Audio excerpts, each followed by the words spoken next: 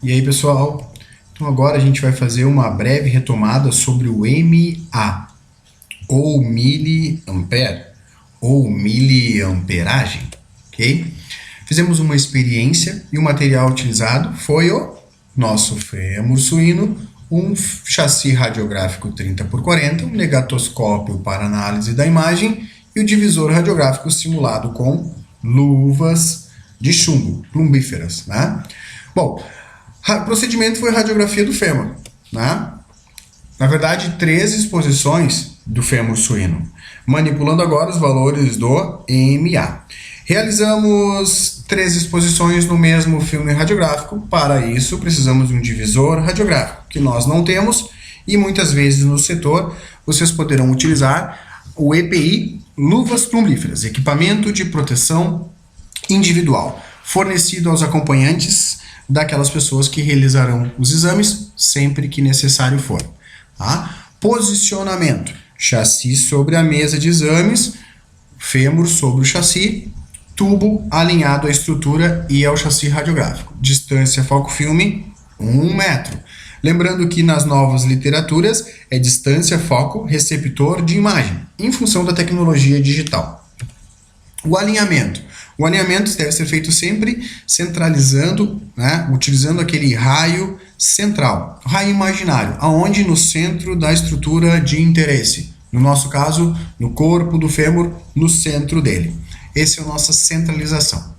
Colimação muito importante para reduzir a dose desnecessária no paciente e também porque essa radiação espalhada influencia no contraste da imagem. Então a colimação também é um fator que influencia no contraste radiográfico. Para o enquadramento, um divisor radiográfico. Nós não temos, então nós simulamos com luvas plumbíferas. Okay? Primeira exposição na região central do filme, protegendo as extremidades. Técnica de exposição, 70 kV, 100 mA. Segunda exposição, região direita do filme radiográfico, protegendo as outras duas áreas do filme. Técnica de exposição, 70 kV, 50 mA. Terceira e última exposição, no último terço do filme radiográfico, protegendo as outras duas incidências. Técnica de exposição, 70 kV, 200 mA. Resultado: um filme radiográfico com 3 imagens do fêmur suíno. Técnicas de exposição: 70 kV para as 3 imagens, porém 100 mA para a primeira, 50 mA para a segunda e 200 mA para a terceira. Isso representa então menos 50 kV em relação à imagem ideal para a segunda exposição e 100 kV a mais para a terceira imagem em relação à primeira exposição. As conclusões sobre essa imagem, então, lembram? Bom, a imagem 1 é aquela imagem ideal, que apresentou o baixo contraste, que nesse caso é o ideal, né? O que é o baixo contraste? Muitos tons de cinza entre as extremidades, entre os extremos de alta densidade e de baixa densidade. Muitos tons de cinza me dá um baixo contraste. Densidade radiográfica ideal. O que é a densidade radiográfica ideal? É aquela que me permite a visualização dos detalhes anatômicos da imagem. Essa é a densidade radiográfica ideal. A imagem 2 apresenta um alto contraste radiográfico. Como assim um alto contraste? Bom, poucos tons entre os extremos de alta densidade e baixa densidade. Isso, então, é denominado alto contraste radiográfico. E ela também apresenta uma baixa densidade radiográfica. Por que uma baixa densidade radiográfica? Porque o tom que predomina é o tom mais claro. E o tom claro a gente chama de baixa densidade radiográfica. A imagem número 3 apresenta um alto contraste radiográfico, assim como a imagem 2. Né? Por quê? Porque ela tem poucos tons entre os extremos de alta densidade e baixa densidade. Isso, então, é denominado alto contraste radiográfico. E ela também apresenta uma alta densidade radiográfica. Por quê? Porque o tom que predomina em toda a imagem é um tom escuro. E esse tom escuro a gente chama de alta densidade. Bom, imagens radiográficas são o resultado da interação da radiação com a matéria. Tá? A compreensão, então, parte do entendimento da fabricação dos raios-x. Por isso que a gente sempre retoma o funcionamento do nosso cabeçote. mais precisamente o funcionamento do tubo de raio-x, que faz o quê? Transforma a eletricidade em raios X. Então aqui mais uma vez nós temos a nossa ilustração do nosso tubo de raio-x de um aparelho fixo, igual a esse que nós temos em sala de aula. Aqui nós temos o alvo giratório, né, em função do aquecimento. Esse tubo de raio-x, então, ele tem um eletrodo negativo, o cátodo, e um eletrodo positivo, que é o ânodo. A gente sabe que o tubo de raio-x trabalha com tensões entre 45 e 150 mil volts, né? E a amperagem dele é de 2 mA até 640 mA, tá? Ou 2 mA até 640 mA. Na verdade, essa faixa do 2 até o 640 aqui, eu estou falando de todos os equipamentos de radiodiagnóstico, desde lá da densitometria, passando por odonto, passando por aparelhos fixos, móveis e portáteis até a tomografia. Tá? Esses aparelhos fixos aqui, geralmente eles trabalham com 50, 100, 300 até 600 mA, ok? Então essa é a corrente elétrica que percorre toda a ampola. Vamos falar agora, vamos fazer aquele zoom, né, nessa parte aqui onde acontece realmente a transformação dessa energia elétrica em radiação X. Então nós temos aqui no nosso lado negativo, principal peça, o copo focalizador. Dentro do copo focalizador nós temos os filamentos, o foco fino, pequeno e fino, e o foco grosso, que é o grande e grosso, para equipamentos fixos com alvo giratório, 2 filamentos. Okay? E no lado positivo nós temos o nosso alvo confeccionado de tungstênio, né? Por causa daqueles 3 fatores: alto ponto de fusão, alta condutividade térmica e elétrica, né? E alto número atômico.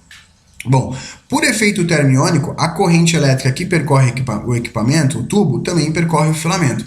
E ele vai aquecer esse filamento como uma lâmpada incandescente, daquelas que nós temos em casa, tá? Então, isso vai gerar a liberação de elétrons por efeito termiônico.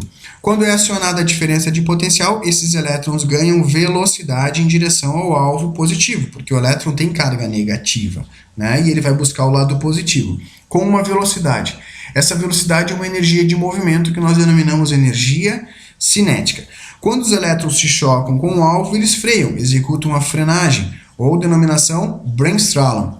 E a energia cinética é transformada em energia raios X, ok? Lembrando, radiação eletromagnética é formada em todas as direções, inclusive para frente e para trás, tá? Vamos nos deter naquela radiação que vai em direção ao paciente, foco efetivo, tá? Controle e influência na fabricação da radiação X e na imagem radiográfica dessa corrente elétrica, no caso, o NA, tá? Bom, nós temos essa ilustração aqui dos elétrons, né, sendo disponibilizados pelo filamento. Mas tem uma outra coisa muito importante aqui, que é o copo focalizador, ou colimador de foco, tá? Em vermelho aqui no destaque, ó. Qual é o trabalho do colimador de foco? Ele também tem uma carga negativa, a mesma carga negativa dos elétrons, porém ele tem uma carga superior, é maior. E ele faz o quê? Lembram que negativo repele negativo, né? E como ele tem uma grande energia elétrica negativa, ele vai comprimir os elétrons, não vai ser essa coisa espaçada assim, ó. Os elétrons, quando eles saem do copo focalizador, eles saem mais juntinhos. E quando eles frearem, por sua vez, vão frear mais juntinhos e vão gerar uma radiação mais junta, um feixe mais uniforme, tá? Aqui nós temos um modelinho para foco grosso e foco fino, tá? Então aqui o copo focalizador já está trabalhando, tá? Eu tenho aqui uma junção, né? Um apertamento de elétrons, né? E aqui no foco fino eles são mais apertados. Por que eles estão mais juntos aqui no foco fino? Porque o foco fino, ele produz menos radiação, ele produz menos elétrons, desculpe. Então fica mais fácil de você concentrá-los. Enquanto que o foco grosso produz mais elétrons e não é tão fácil concentrá-los, tá? Isso vai gerar um foco efetivo diferente. O foco grosso, ele possui uma divergência maior do que o foco fino. Por isso que nós não podemos usar os focos para todos os exames. O foco fino ele é utilizado quando você quer um detalhe anatômico de umas regiões que requer uma maior definição na imagem, exatamente por isso, porque a radiação ela vai ser formada de uma forma mais concentrada, enquanto que o foco grosso eu vou utilizar quando eu tenho grandes áreas a serem cobertas pela radiação, como no caso o tórax, por exemplo. O tórax você vai usar o foco grosso, legal? Bom, então o que acontece quando a gente escolheu no nosso experimento lá 50 mA? Né? Uma corrente elétrica vai percorrer o equipamento, também vai percorrer o filamento e vai então disponibilizar elétrons pelo efeito termoiônico. Quando a gente aumenta a corrente elétrica, a gente botou para 100 mA, a gente aumentou o aquecimento, consequentemente a gente aumentou o número de elétrons livres no filamento. Quando a gente aumentou mais ainda a corrente, a gente aumentou mais ainda o número de elétrons livres. Por quê? Porque o filamento aqueceu mais ainda, tá? Então, quando a gente aumenta o mA, é aumentar a corrente elétrica que circula no equipamento e, consequentemente, circula também no filamento, tá? E a relação é a seguinte: se você dobrar o mA, você vai dobrar o número de elétrons, tá? Se você dobrar o número de elétrons disponíveis, você vai dobrar o número de radiação X gerada, ok? Então aqui uma forma bem didática para a gente perceber isso, né? Você tem 50 mA, você vai ter um número de elétrons. Se você dobrar o mA, você vai dobrar o número de elétrons, tá? Dobra de novo, o número de elétrons também vai dobrar. Consequentemente, o número de radiação gerada, tá? Vai ser maior a quantidade de radiação quando você aumenta o mA. E uma coisa que você tem que reparar é o seguinte, ó, a energia de penetração, ela não sofre alteração, tá? Porque quem controla a penetração é o kV. Como nós estamos alterando o mA, só o que nós estamos mudando é a quantidade de radiação. A penetração, o poder de penetração delas é sempre a mesma, tá? Então, o que acontece quando nós lançamos essas quantidades diferentes de radiação sobre o nosso objeto ósseo, no caso, o nosso fêmur? Toda a radiação que a gente lançar, ela tem poder de penetração para atravessar o osso, porque a gente já sabe que 70 kV é o ideal para essa imagem radiográfica. E aí o que vai acontecer com a informação do feixe? Aqui vai chegar uma informação insuficiente e eu não vou ter a formação ideal da imagem. Aqui vai chegar um excesso de informação, então eu não vou ter uma imagem ideal também. A insuficiência de informação vai me gerar uma baixa densidade radiográfica. O excesso de informação me gera alta densidade radiográfica.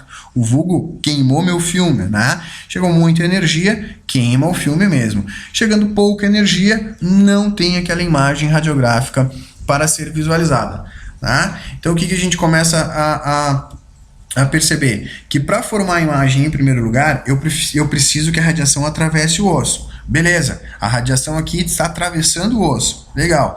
De uma vez que a radiação consegue atravessar o osso, eu preciso que a quantidade ideal de radiação atravesse o osso, ou no caso a estrutura, né? Então isso nos permite concluir que o fator primário para a densidade radiográfica, ou seja, para formar a imagem, é o mA.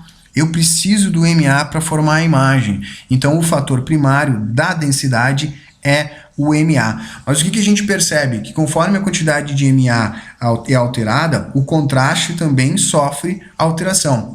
Então, dessa forma, o mA se torna um fator secundário para o contraste radiográfico. Um modelo para organizar as ideias sobre o mA é o mesmo modelo que nós utilizamos para o kV. Né? Para uma imagem radiográfica existir, eu preciso de uma técnica de exposição. Essa técnica de exposição é o mA. Né, o miliampere, que é a corrente elétrica que circula no aparelho, não só no filamento, em todo o aparelho. Ela controla a quantidade de radiação X através do efeito termiônico e é responsável, então, primária pela densidade radiográfica, mas ela também altera o contraste radiográfico, então, mas isso de maneira secundária. Então, o mA é um fator secundário para o contraste radiográfico. Então, lembrando aquele outro vídeo que nós fizemos sobre o kV, então nós já temos duas técnicas de exposição e nós podemos fundir elas, porque afinal de contas elas funcionam em dupla, né? Então nós temos técnicas de exposição kV e mA, né? O kV é quilovolt, o mA miliampere. O kV controla a penetração da radiação, o mA controla a quantidade de radiação. O kV é fator primário para o contraste radiográfico, o mA é fator primário para a densidade radiográfica. De forma que os dois atuam junto, mas de maneira secundária, pois o kV é um fator secundário para a densidade e o mA é um fator secundário para o contraste radiográfico. Ok, pessoal? Eu acho que é isso aí das nossas experiências, ok? Até mais. Tchau, tchau.